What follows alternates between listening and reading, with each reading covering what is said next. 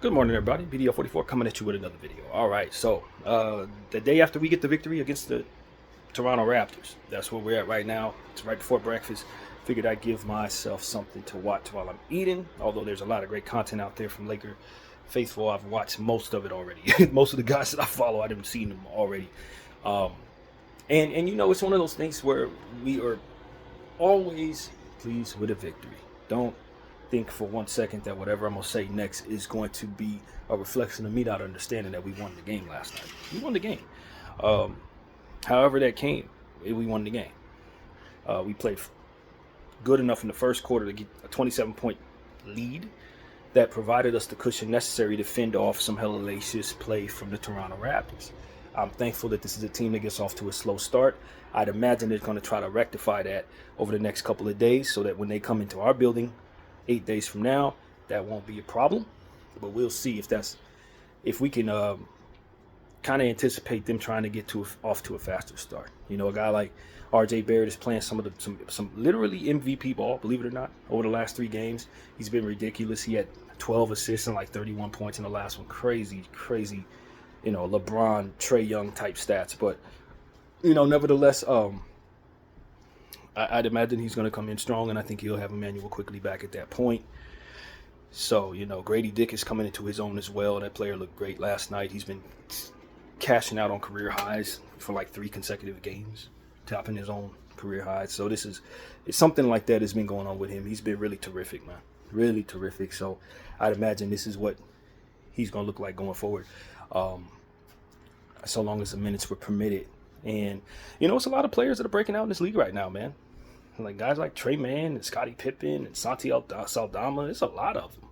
To where, as a fantasy basketball fan, I'm looking at some mainstays on my rosters, and I'm saying, man, it has never been more difficult to hold on to guys like Drew Holiday and Miles Bridges during stretches when they're just playing okay. When you got these breakouts all over the waiver wire, and you know they won't be there for long.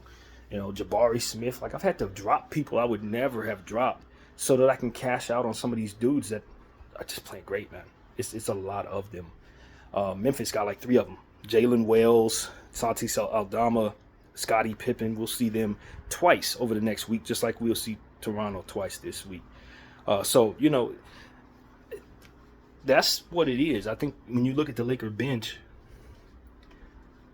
I guess that's what I'm alluding to when I say I'm looking at all these breakout players all over the place. We just ain't made the greatest choices. That's what it really comes down to. If we would have gotten a 2nd-round pick in this draft, we probably could have cast out on a guy like Jalen Wells. He was going to be available to us. You know what I mean? John Mogbo came early in the 2nd round, but we saw he looked for Toronto last night. Like some of the 2nd-round guys look really good. You know, Filipowski's looking good for Utah. He's also over there having a hell of a start to his career. So that we have a struggled bench really is an indictment on us, because there are a lot of guys who are contributing on minimal amount contracts. There are a lot of guys who are just getting their career started, looking great. You know what I mean? And that's the struggle for us. You know, our bench is struggling bad. So a lot of people are brainstorming and trying to figure out what the Lakers can do to get better. I think you know, a lot has been said about Walker Kessler. The Lakers trying to make a move for him. I think rim protection was severely missing last night, and so if we get Walker Kessler, I think he can single-handedly take that problem away from our bench unit. I don't know that you want to pay the price for him if he's going to be your bench center, which is something that I think, based on how our roster is constructed, he probably would be a bench player. So that's another reason why I don't necessarily give up the price tag for him, because I don't know that we have the role that justifies the price. Now, maybe in the grand scheme of things, that doesn't matter at all. But in my mind, it kind of does for some reason. So I'm willing to listen to people who say, yo, that's not that big a deal. As long as he's on the floor for 40 minutes, 30 minutes rather, 28 minutes, giving us shot blocking. It doesn't matter if he starts or finishes or comes off the bench. So, you know, I can make both arguments, I guess, but I just have a hard time expecting that a player is going to be part of my second unit having to give up like 2 first-round picks and expiring D'Lo, whatever, JHS, who's still my 17th overall pick last year. So it's just a hefty price for a bench player. But in our endeavors, I think the Lakers are trying to make that happen. They may want to throw in Jordan Clarkson. I have fond memories of Jordan Clarkson as a young player. I used to call him weight room because he finishes through traffic with the best of them. And one off contact is what I'm referring to. He's really good at that. Streaky, but he's had some injury issues over the last couple of years. I don't know if the time away from ball is heightened by the fact that Utah has been a tanking team. So that's kind of something I've come to understand over the last couple of years. When you're on a bad team, you roll an ankle, you're out for longer, so you don't hurt their chances of tanking. So that might be why he's been missing a lot of time over the last 2 years or so, 3 years or so. But he usually has these stretches every season for about a good 3 weeks to a month where he really plays like Jordan Clarkson, we remember. But then he goes down with an injury and he's out for like a month. So it's like, now that he's 32 years of age, I still think he's a fantastic addition to our situation, but I'm not really sure if he's the solution. He's a significant upgrade from what Gabe Vincent will be. Athletic, more capable Gabe Vincent, for sure. Not probably as good defensively as Gabe, but for all the points that Gabe is not giving you, if you put Clarkson on your team, you're going to have those points, and you're going to be much more reliable there. So if we can acquire Jordan Clarkson, I think I'd be pretty happy with that, but my expectations for what he's going to be on the defensive side is very low, and my expectations for his health is pretty low. So in the grand scheme of things, you may end up without him, and that's kind of a problem we've had. That's the thing, man. We really need to be careful about doing deals with people who've sold us stuff that hasn't been healthy. The Heat, obviously, now that we've gone this route with 2 of their role-playing shooting guards in Kendrick Nunn and Gabe Vincent, and have walked away unhappy both times. I don't know if I need to be snatching too much more from the Heat. And in the Utah Jazz, get Vanderbilt, he ain't been healthy at all. Malik Beasley, wasn't happy with him. D'Angelo Russell, for what he's worth and for what his role is, we haven't been happy with him. So it's like, do I really want to continue doing deals with people I haven't really had success with taking stuff off of their roster? I look at a guy like Colin Sexton. He's a potential player that could be a lemon when you get him. I know he's coming off of a bad game in fantasy. That's why I left him on the waiver wire. So I know what Young Bull could do back with Cleveland, but he's had a couple knee injuries since then. Not the most consistent guy. I think people think of Colin Sexton in a different light than what he's actually producing right now, and I would be wary of taking on his very awkward contract that doesn't match well with many salaries. I would be very cautious about bringing him in. I like him when he's at his best. I think he can help us in some very key games, key areas, and his ceiling is pretty damn elevated. He has a nice ceiling for a player who's had some of the issues he has. I have him in the range of a guy like, as we mentioned a few days ago, Caris LeVert. Like, Colin Sexton is Caris LeVert at a different position for me, as it pertains to, I expect at any moment he can go down for 2 months, maybe the whole season with an injury. I also expect that there are going to be stretches where I'm extremely happy I have him because he's balling, but I never expect that to last too long. So that's kind of the range I have him in. I don't know if that's the solution. I think he was a really, really, really exciting prospect when he was with Cleveland, but the injuries have kind of stole some of that from him, and now you're left with a player who can only do that in spurts. And I think we need more reliability than spurts is probably what will be providing us. So not as high on Colin Sexton based on the contract and the difficulty of moving that contract to us without giving up stuff that we really don't want to. In the Utah Jazz trade, you're probably going to end up moving Rui. You're going to probably end up moving first-round picks. Maybe they'll take D'Lo, but they didn't want D'Lo. I don't think, if I'm not mistaken, either we wanted D'Lo or they didn't want D'Lo from Minnesota. I don't remember exactly how that went, but whatever the case may be, I have serious doubts that they're going to take on D'Lo because they really do have a lot of guards that they need to develop right now. Collier from USC, of course, Keontae George. You know, they got a few guys. So that's why they probably want to move on from Clarkson and Sexton, so that they can create the opportunities for those guys to get more minutes. So taking D'Lo doesn't make as much sense under the grand scheme of things there. Not to me.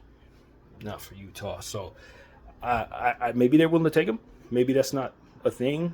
But it seems to me that they're rejecting D'Lo trade packages. So, you know, I think that the Lakers, in order to get Kessler, are probably going to have to just do some stuff they don't want to do. That's probably going to create more holes than are existing right now. You may be able to close a few with the package that you get back from them, but if I know Danny Ainge, he's gonna do something to make you open up some other holes, and now you have new problems. And in this collective bargaining agreement, we need to make sure that our trades are out of the park. Knock them out. Another rumor that's going around, although I don't think it's really gaining steam. I don't think too many people are actually speaking on this, but I did hear it in passing just now, that the Bucks would probably be wanting to move on from Dame Lillard. And, you know, I'm cool on Dame Lillard for this situation. I look at his contract like Zach LaVine's, to be honest with you. In fact, in a strange world, I'd probably rather have Zach LaVine, because Zach LaVine is a younger guy, I believe, more athletic. Not to say that I want either one of these contracts, but if I had to choose between the lesser of two evils, I'm almost inclined to get Zach's contract. I don't doubt that Dame is a greater player. Obviously he is, but at this stage, Dame's deficiencies have been so loud on the defensive end. He also, like some of these other guys that shoot first, are not particularly playmaky. Although he has had some big assist games, they come far and in between. I don't count on him to do that for me. And for us to have the type of transition defense deficiencies, the guard defensive deficiencies, for me to bring Dame to myself would be completely ignoring that is a real problem for us. So, and taking on his contract, it's so massive that you're going to be moving some good stuff to bring him in, and you're going to kind of look like the Milwaukee Bucks do with him. That is absolutely out. I am 100% out on Dame Lillard for the Lakers. His contract is cancer. It is, and his deficiencies would be even more glaring with us than they probably are with Milwaukee. So no. And I get it. We have some trash that we'd love to move. Gabe Vincent and D'Angelo Russell wouldn't even get you there. Salary-wise, it wouldn't even match. You need to add Rui or Austin or Vando and stuff like that. Even if Milwaukee was willing to take all of the stuff that we consider trash, I still think if you bring Dame in, you got a contract now that you're going to have to take on some real burdens to move when you decide that you need to move it, and you're going to. Your bench is still going to suck. In fact, it's probably going to be even worse because it's going to take multiple players to get that contract. So, you know, you don't want to disrespect Dame because he is the top 75 player. He is an amazing shooter of the basketball when he gets in his bag. But I just think he needs to be surrounded by specific types of defensive talent at this stage in his career. I would like him in a situation like Cleveland, you know, to where they got so much rim protection, the perimeter defenders all around, and he's probably the only guy that can't defend. That's the kind of situation that I would think Dame would be good in. Because if he's going to a situation where they don't have rim protection, they don't have perimeter defense, it's like Milwaukee all over again. So that's the problem with Dame. Moving his contract is tricky. I don't see too many fits out there for him. I know he wants to be in Miami, but, you know, this is what we said. When you sign certain contracts, man, you stranglehold yourself. You're a slave to that contract. Now you're going to be wherever that contract's at. So while y'all want to be the richest people in the world in the NBA, that's cool. But understand, you stuck, bruh. And this is what we talked about when he signed that contract with Portland. Nah, you don't have no leverage to do nothing. That contract holds no leverage. Any leverage you have as a player has been lost in the contract. So for Dame, he you know, Milwaukee is so far in the red. They're like the highest apron team. So there's so many restrictions to what it is they can do trade-wise anyway. Like, that's the problem with going up on the third apron. What it ends up doing is making it so that it's hard to undo it's hard to get out of it. That's why you don't enter that third apron. Because the restrictions make it so that you almost can't undo what you've done. So it's a miserable space to be, and that's one of the reasons why trades in this league are so unlikely right now because teams make the wrong move, find themselves over that apron, and they're literally stuck in it. Even if they decide it's a bad decision, it's like, yo, you can't make a trade with that team. You can't match these type of salaries. You can't take back this much salary. You can't even send out that much salary type stuff that restricts people under this collective bargaining agreement. So that's why I think these owners should really bite the bullet as it pertains to all the stuff that they love about this. It also is it's going to bring a lot of problems to your teams, man. And they're probably going to lose a guy like Giannis. I think Dame could be on the move, but I think Giannis is probably the player that they have to move. Which is insane, but if they want to get out of this apron process effectively and reset their situation so that they can be able to build a champion, it's probably Giannis that they're going to end up moving. I don't know that that's going to happen this season, but I don't think Giannis is retiring a Buck. I don't think so. So, excuse me, I don't think there's any path to us getting Giannis, not without moving AD. I don't see no path to that. So, we move on from that conversation. But for those who are interested in Dame Lillard, I would say study the contract and then study the evidence of what he's looked like in Milwaukee without defensive players, and then look at our team and realize he doesn't have them here either. It's going to be bad. It's going to be real bad. So, no, this is a horrible fit there for that situation on multiple fronts. So that's really what it is I wanted to kind of talk about. I just wanted to give my opinion on that as that rumor starts to heat up, because I know Milwaukee is probably going to be fielding calls for Dame. And I don't know if that they're going to be able to find what they think they're going to find. There's always a team that may be willing to do something like that, though, but they're not. I don't know if they're going to give them a good return for him. I don't think they're going to get a good return there. They may end up having to give up first-round picks, and I don't even know that they have any to do that. So that's going to be real interesting, man. All is bad in Milwaukee. I'm sure they'll win their handful of games, but they're not projected to be very good this season.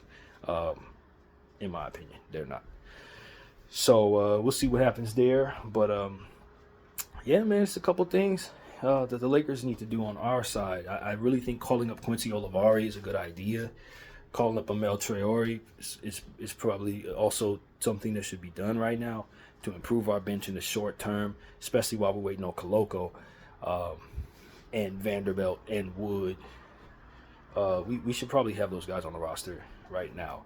I know that we can only keep them for 50 games. So, again, as I've said in previous videos, you got to be wise about which 50 you bring them in for. But this may be the 50 we need them the most. While we're trying to wait for guys to come back from injury, while we're waiting for opportunities to improve our bench and trade, while we're waiting for the buyout market to open up, if that's something that we can even do anything in, this is probably when you need Quincy Olivari. So, I don't love the fact that, in my humble opinion, probably our second or third best bench players on a two-way contract. But that's exactly what we got going on here. I think Dalton Knecht and maybe Max Christie could be considered better than Quincy right now. But after that, I don't really see anybody on our bench that I would definitively say I think is more productive than Quincy right now. I don't think so. Jackson Hayes, I don't think that. Gabe Vincent, if you go back and listen to my reaction to last night, you'll see what I think of Gabe right now.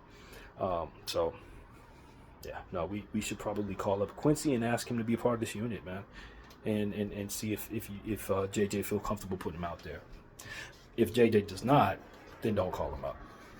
That's what it comes down to. If JJ's gonna just bench him like he's doing Cam and Bronny, then no, don't let him get those minutes in the G League. But if JJ's up for playing him reasonable minutes and putting him in this rotation, then I think this is where we need him. I think that's where we need him. So, yeah, man, I'm not unhappy with JJ still, even though we've had some tough games, 3 in a row that I think are tough games. We won this last one we're pleased with. We're 4-2, so the record's nice.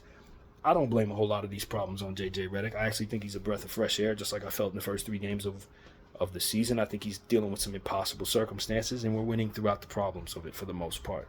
Beating some really good teams, lost to some good teams. So as far as I can tell, JJ Redick's still spectacular, and Anthony Davis is still my front runner for MVP. So these are 2 things that haven't swayed with the losing, but I just think that a lot of what's going on with the team in a negative fashion is reflected in these last 3 games. I think the bench issue is a real one. and the defensive issue is starting to become a bit more than we were anticipating. So that's the thing, man. Our guards getting hunted, our paint being wide open when AD sits down. Yeah, we got to get some more rim protection. So, I think we're scratching and sniffing in the right direction, trying to get at Walker Kessler for that particular problem, because he is probably one of the most talented shot blockers in basketball. He really is, and so that's why his contract is going to cost you probably some first round picks, because Utah knows what they have in him. But I also understand that Utah has a bunch of front court players, man. So the need to move on from somebody so that they could play other people is still a thing for Utah in that position as well. So I'm not necessarily going to play top dollar for something that's going to relieve them of a potential problem.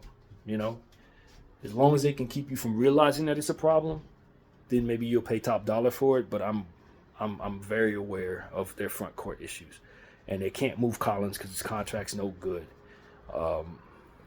Filipowski's playing well. You got to play him, and Taylor Hendricks is down there, capable of playing in multiple positions, but probably likely be at the 4.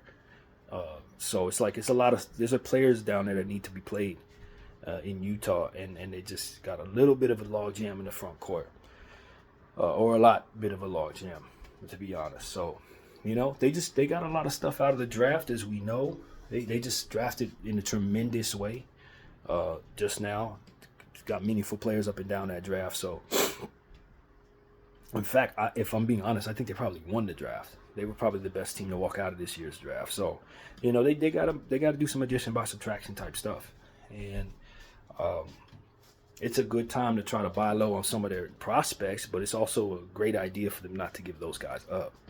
Taylor Hendricks and Filipowski and Collier, I'm going to be calling for those guys, but just the same, they do have to develop. So, they can afford to have a Collins in front of them, a Claxton in front of them.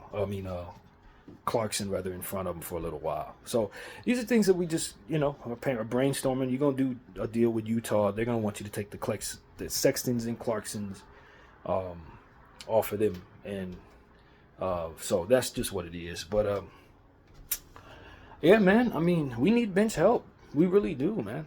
I'm not going to sit here and pretend like we wouldn't benefit greatly from multiple pieces. Just because I'm not a fan of some of these names, it's not like I'm going to poo-poo them coming in necessarily. I just think the price tag's going to be a bit much. But in a nutshell, if you can find a great trade that gets you Clarkson, Sexton, and Kessler, then it's probably something should be done to improve our bench a lot. But, I just don't think that there's going to be a nice trade there for us. Not on that front. So broaden our scope is what I challenge us to do. Obviously, I'd expect our GM to be doing that. But, Utah is not the only team that I think we could find a nice little trade package for, trade return for the package we would ultimately be offering Utah. There are other teams. I think of a team like Houston. Houston probably needs to move some stuff to open the door for some things. The same, some they need to make a move. Now, whether they be willing to or not, totally different story. They're a bit ornery over there, and I think they believe they can win this year. They can step into some winning. But as I've said many times, a guy like Jabari Smith is not developing properly in that role. Who he was drafted to be, that value is being sucked all the way out of him with the role he's in. Same thing with the guy we left on the board, Cam Whitmore, Amon Thompson. These guys are not in the roles they need to be in at all. Just like the guys in Utah, but I think the situation's worse because, at least in my opinion, Utah's looking to move on from those problems. Houston doesn't, there's no murmurs of them looking to find solutions for these issues. So that's my thing there. I think they need to make a move. I think they need to move on from some very talented prospects. Jashawn Tate, somebody like that, helped the Lakers a lot. He shouldn't be sitting there anymore. Honestly, he probably shouldn't be there no more. So that's a team I'm personally curious about. I think Charlotte should be given a call. They have some pieces that I think can really help us. Probably not overly priced like Utah's pieces. I think they'd be willing to do some things. with the breakout of Trey Mann, they have different problems now with their roster. Uh, because if he's gonna play like an all-star, they need to have him in the starting lineup. You're not moving Brandon Miller. You're not moving LaMelo Ball. So what do you do when you have this fantastic piece looking like he wants to be a star? You know what I mean? If you're Charlotte, it's just a new problem to have. Memphis, I'm not in love with some of the pieces that Memphis would probably want to give us, like Marcus Smart. But you talk about perimeter defensive issues. Taking a flyer on Marcus Smart may not be your worst bet to improve your bench and take care of that problem. Now, he's three-point shooting a little all over the place. His health has been awful since coming to Memphis, but Memphis has also been a tanking team. How much is that contributed to that? So these are things that we're talking about. Salute to Kobe minute to pass a minute ago. I always forget it in the moment.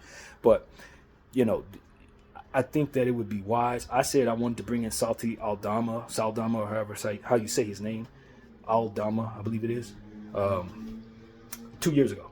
And now he's breaking out like crazy. So if we would have did what I said back then, try to get him, we've been so happy with him right now. So these are things that I already kind of see stuff coming sometimes with certain players. And so Memphis, with the breakout of all of these different young guys, they have to do something, I think, to create the space or capture the value in these breakout players. Either they're going to move on from some of the breakouts or move on from some of the guys in front of them so they can play more.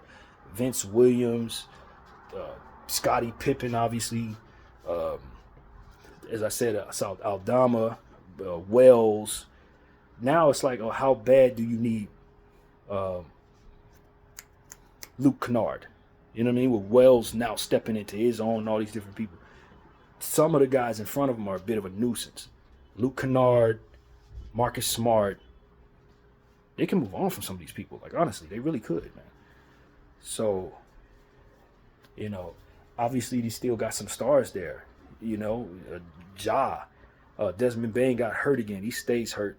Nobody's looking to acquire that contract necessarily, but they need to move some people around so his minutes can be in place to justify his contract. So they have a hell of a lot of depth, but probably more than they need. And I think some of those pieces, if I'm Memphis, I probably can be talked into moving on from a couple of people. So I would be calling Memphis right now, see if there's something on that team that I can acquire for the package I would be offering Utah. They got stuff, man. That's the thing. They got stuff. They just drafted Zach Edey. So, you know what I mean? They got Jaren Jackson. They got mainstays that are making big money on their team. And then guys coming up behind them playing just as good as them, who are likely going to have to be paid at some point, who they probably going to lose for half the price. So they're going to want to capture value on some of the stuff that's breaking out, I believe. So I don't know. We'll see. They are a contender in their mind, I'm sure. So maybe they're not pressed to do anything right now. But for a team that has no depth, there are teams that are now starting to find new problems in their roster based on players playing good. So this is exactly the very essence of why I think it's wise not to make trades in the offseason, because you don't have price tags on anything, and there are going to be situations like this where you start looking around the league and start seeing people playing well, and then you start seeing other players that could be useful to you who become nuisance to those rosters. So it's like, we can get a Luke Kennard off of Memphis because they got a bunch of people. You know what I mean? That wasn't something you saw in the offseason. You didn't know Jalen Wells was going to play like this. You didn't know Scottie Pippen was going to play like this. You know what I'm saying? So for those who were saying, let's do the offseason move while everything's standing still at a certain inflated price, this is the type of stuff that you're waiting on. You want to see the NBA shake up a little bit so that the layout starts to really show you what's available. And I say 100% of the time, that layout is going to show you opportunities that you don't see in the offseason. This is what it is. So that's a team. Obviously, this Toronto team we just saw, I would not be upset at us trying to snatch a few people off of that team. They're a tanking squad, so it's a bit different trying to either take prospects off of them or certain players. The contracts that they have, that's not the easiest team to try to make a move with, I don't believe. But they got some stuff there, man. They got some stuff. So that's what it is. I just think the Lakers need to, talking to Utah is cool. But there are other teams that you need to be conversing with. Try to see if you can snatch some role players off of their team to booster our bench at a price tag that we can appreciate. So that's what I want to see, man. I want to see more of that. I'm sure there are other teams I didn't mention without any doubt that can afford to shake loose some things given to us. We need it done. So that's on Rob, man. Rob is, as we were talking about yesterday, Rob Pelinka is in a space where some of the decisions that he's made is starting to age poorly. Some of the players that he wanted to bring in, we're starting to look at him differently because some of the stuff ain't panning out. It's becoming a bit frustrating. You know what I mean? So that's really what it is. The decisions that we made to bring in the players that we've brought has left us with less than what we need. For whatever reasons, good or bad, injuries or players not playing well, underdeveloped, whatever, waiting on them. That type of stuff is just like, you got too many of these different problems at the same time. We need to start not having problems. We need to start having some reliable players on our bench at an affordable price. And if we're creative enough, we will find those players and we will at least make a honest try at trying to make a way to get them. So that's what needs to happen, man. That's what needs to happen. There's a lot out there. We just got to find it. BDL44. Thank y'all for watching.